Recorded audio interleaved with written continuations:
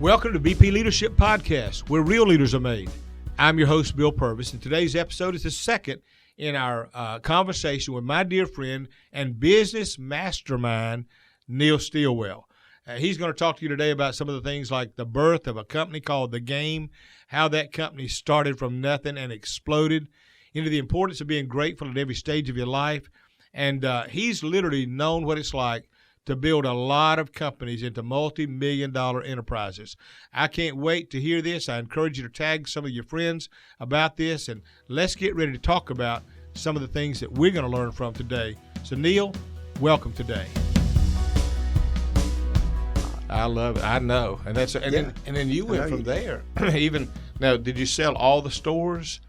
And then you got into the hats with the Rust Athletic. Tell me about that. Okay. Yeah, I want to hear that. Where you went from there. Well, in my sporting good business, I as I spread out, I was doing the Clayton County, all the way up, almost to Atlanta. Yeah. I did the whole county. I did all the business. And West Point Pepperell, at that time, they had 7 recreation departments, and they bought every penny's worth. But my number one customer was Auburn, at Auburn University. And everything they bought it from Neil Sports Shop. How about that? And the guy that was in charge of the purchasing, at the time, we got to be really, really good buddies. And he asked me one time, and this is before the Bo Jacksons and all that, when really? Auburn had 40 or 50,000 people come to ball games and whatever. Yeah. But he asked me one time, he said, Neil, would you like to sell merchandise at the stadium and give us a royalty? Yeah. I said, sure. Yeah, I'll try that. Yeah. Were you one of the first to do that in stadiums and all? Well, they always had stuff to sell that they did from the bookstores and all that, but I think I was one of the first that reached out to the outside to come in. And I fixed up 6 little stores my first ball game. I fixed little boxes, and I fixed me up a little screen, and I hung the stuff up. And I didn't know how much to take. I've never done a ball game. I took we did a little over $7,000 that day, and that I sold everything I took over there. Wow. I came back empty. Yeah. And I thought, oh, my gosh. Yeah. And I made that day, I cleared a little over $2,000. And I thought, I hit the jackpot. Yeah, you're on something now. $2,000 in one day. Yeah. That's great. Yeah. And so over the years, as I began to grow that thing and put out more stands, brought in more merchandise, and then the Auburn, here comes the Bo Jacksons, and and then we started doing such a good job, and we got the Georgia contract, we got the Florida contract, we got the Alabama's contract, we got Southern Mississippi, we got Clemson, we got Mississippi State. Yeah, it started snowballing from there, didn't it? And it went from doing some real nice stands and really bringing in the merchandise and putting it out from doing the $7,000 a day to $80,000 to $100,000 a ball per ball game. How about that? Love it. And then, I recognized something during that time too. I had a friend of mine in the sporting goods business. He started going over to Taiwan. Right. I tell people I didn't know much about geography, in Taiwan. I didn't know where it was, but when I went I decided I'm going to go over there and buy some stuff to bring over here, especially caps and all that. Yeah. And I went and bought my ticket, and I said I didn't know where Taiwan was, but I knew it was further than Dothan, Alabama, because it cost a whole lot more money. But I went over and I found out these caps. These caps was just absolutely beautiful, and was some of the first embroidered caps overseas. Yeah. At this time, I'm ashamed to tell this, but I was buying caps over there embroidered, fully embroidered, some of the first embroidered caps ever to be brought into the United States. Right. With college logos on it. And there's no such thing as licensing then. Wow. I could do whatever I wanted to. Yeah, that was before anybody got into that. No licensing at all. Wow. And I was buying caps at that time for $2 a piece. Yeah. Wow. And I was selling for $15. I spoke at Central High School one night to the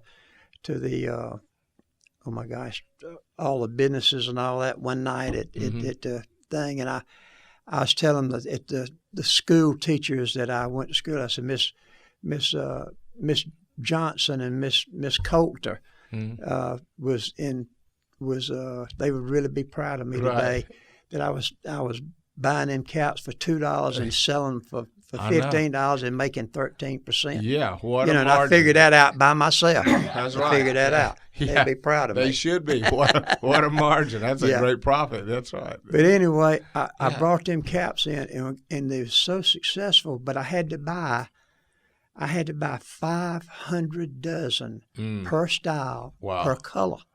And I felt like, every school I was doing, I needed at least 4 caps to sell at the ball game, give some selection, Yeah.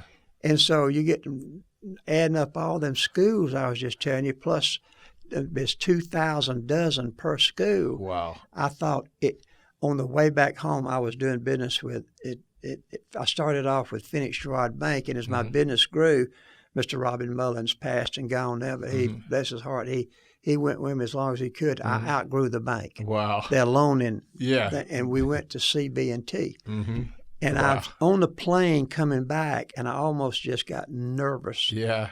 And I'm saying, God, I know. you got to help me. I done took a big step here. Yeah.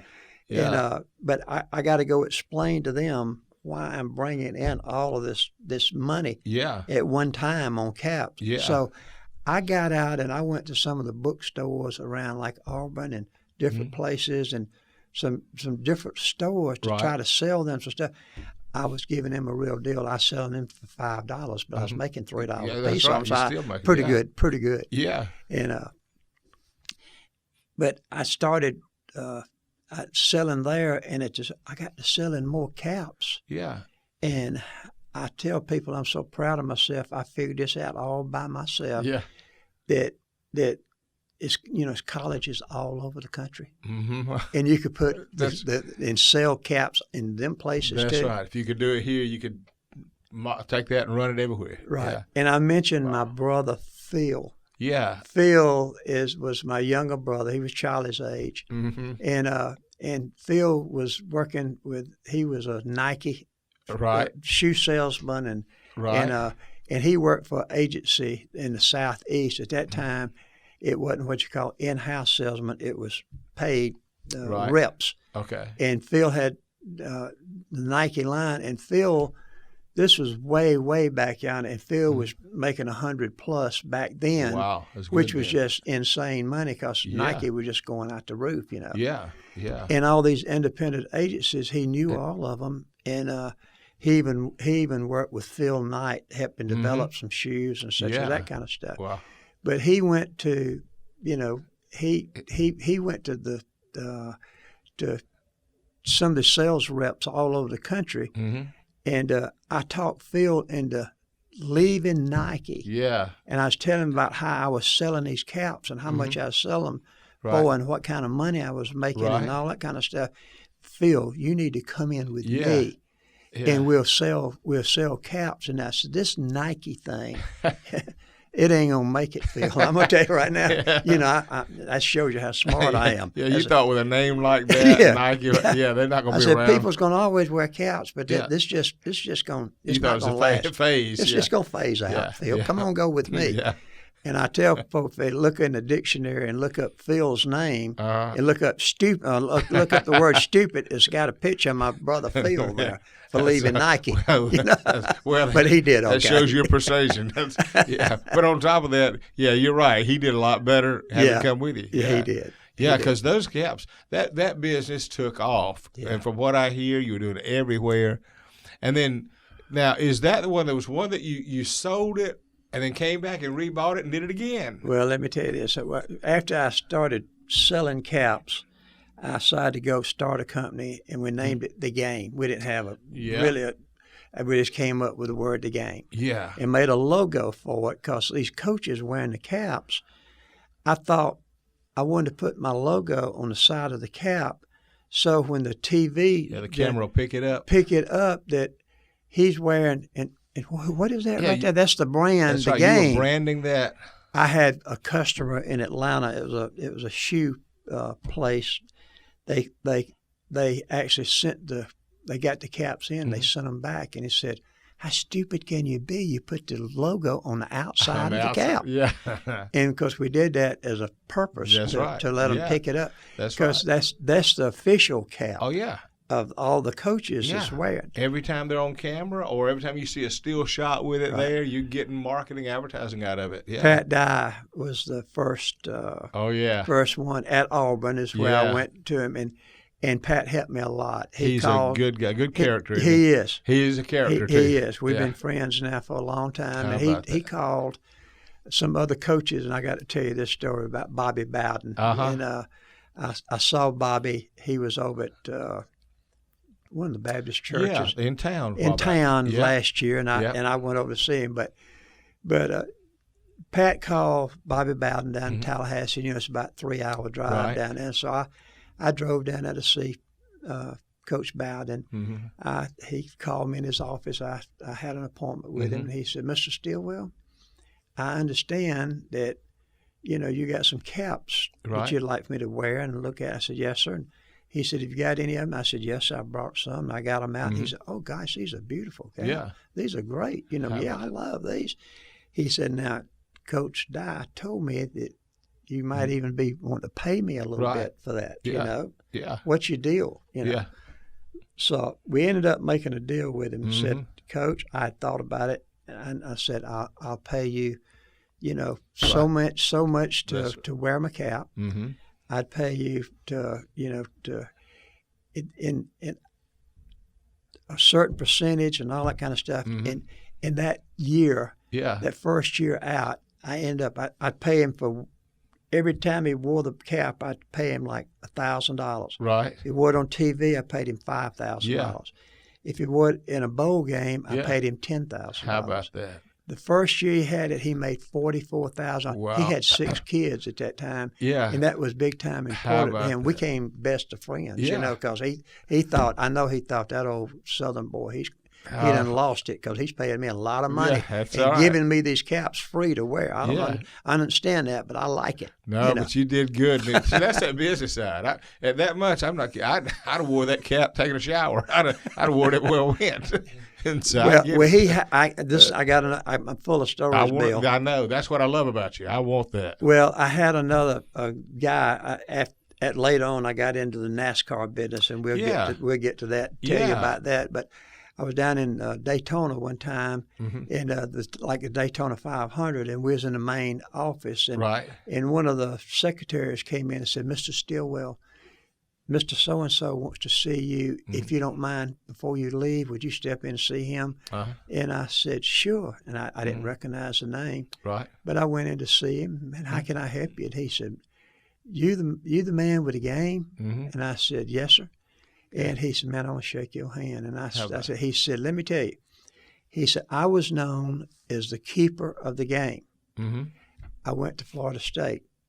He said, "Coach Bowden, he'd get upset sometime. My job was he'd get his hat off and turn and throw his hat down on the ground and, such as that. I had to make sure, number one, nobody wore a cap on that sideline that wasn't the game. Oh, wow. Number two, and make sure that Coach Bowden, if he threw one and got it dirty, I had to have him a new one to put on so that he'd have that cap on so he'd get paid." How about that? Wow. Anyway. That cap business alone was one of the big things I've heard about your success of. I mean, that business. Now, was that the one you sold and turned around and came back and took it again? Tell me about that. What's the... Well, we started that over the next 7 years, that little business. I went in, and I want to tell you about W.C. Bradley Company, which means everything to this community and this town, and they was great people, and they helped me out. Yeah. Financially, I could have never achieved what I did without the money that it took to run this thing. Yeah. And Brad Turner was my loan officer. He was at CB&T Bank. Of course, they owned the bank. And they had all the banks around there. Yeah. But anyway, Brad was my loan officer, and we got to be real friends. And he loved the sporting goods business. He thought, man, everything about sporting goods is good. Right. And he was going to take over. He called me and wanted to go to lunch one day. He said, Neil, I'm fixing to leave the bank and go and take over the Bradley Company as the president of the company. Right. And he said, I want a diverse, and I love your business, and I like you, and I like just can we get together? And, and we're going to grow, and we're going to do a lot of different things. Yeah. And I said, well, yeah. Anyway, we end up doing a deal, and he gave me 20% of the profit of the business and paid off it. I didn't have any debt, had a great salary, and he's paying me 20% of the profit. Yeah. So I thought, that's pretty good. Yeah. Well, I got to work of really making the game grow and getting out there and going to shows and just working like crazy. Yeah, and it's exploded like you just couldn't hardly keep up with it. I told my secretary, Peggy McDonald, at that time, she called me. One day she came into my office and she came in and shut the door and she said, I need to talk to you. And I thought, oh my gosh, Peggy's fixing to leave me. Yeah. What am I going to do without Peggy? Right. Because she's fun. Yeah. And I said, she said, I looked in last year with hotels that I had a secretary. She did everything for me. Right. Did all my airlines and everything. Yeah. She said all my reservations. She said, Neil, you spent 210 nights in hotels last year. You got to slow down. Yeah. Yeah. Well, when you're going real fast like that, it's easy to say you can slow down, but it's not easy to slow down. No. As it's growing. Yeah. And that little business we had starting out from that little headwear business, it grew over the next 7 years to $82 million. How about that? Which wow. that to me, that was just it was huge. It was huge. Yes. For me, that little sporting good. It sure was. Going from that little sporting good. From starting there where one day it's $40-something right. to all of a sudden now $82 million. Right. That's it's like, and I think all of that still comes back to putting God first in your life and then getting His wisdom to know what opportunities, to have the ideas you have, to make the connections you make. It's like God just navigates your life through all that stuff. Every time, and I can't tell you how many times I'm on a plane by myself, I'm in a hotel room by myself, I talk to God about, thank you, Lord. Thank you for that. And what else can I do for you? That's please. Isn't that one of the best things too? Is to have a grateful heart, being thankful, no matter how far you go down the road, looking back and just being grateful. All right, well, there you have it. That is part 2 of Bill's conversation with the business tycoon himself, Neil Stillwell. In part 3, just like the other ones, it will not disappoint. Let me just tell you that. This guy blows my mind with how good he is with running businesses. In part 3, you'll get to hear him tell the story of how he sold the game, the company that he had just made tons of money off of and gotten so big, how he sold it, made a lot of money off of it. Then he bought it back years later for a lot less money, and then sold it again for more money. It is just the craziest story. And not only will you get to hear this cool story, but you'll get to hear some of these tidbits of just absolute gold that Neil drops on the mindset that he's got, but some of the strategies and things that he's done over the years to make him successful. So I promise you do not want to miss this. So make sure you grab a hold of this one. Stay tuned for the next part of this podcast so that you get those sneak peeks and get to hear this crazy cool story. So make sure you subscribe, whether you're on whatever podcast platform it may be on, or you're on YouTube. Glad you're watching. Hit the subscribe button and the bell as well so that you get notified when this next part airs, as well as the upcoming videos and podcasts that we've got coming out shortly. Also, if you are listening, like you just heard me say, we're on YouTube as well. So make sure you check us out and you can watch these lessons on the BP Leadership Podcast site or on the channel that we've got on YouTube. So make sure you check us out. And if you're watching on YouTube, make sure you check us out on the podcast app so you can listen to us as well. Whether you're in the car, you're chilling at home, or at work, we've got it all covered. You can listen to us. So make sure you do all that. Can't wait to see y'all next time. And remember, as always, that this is where real leaders are made.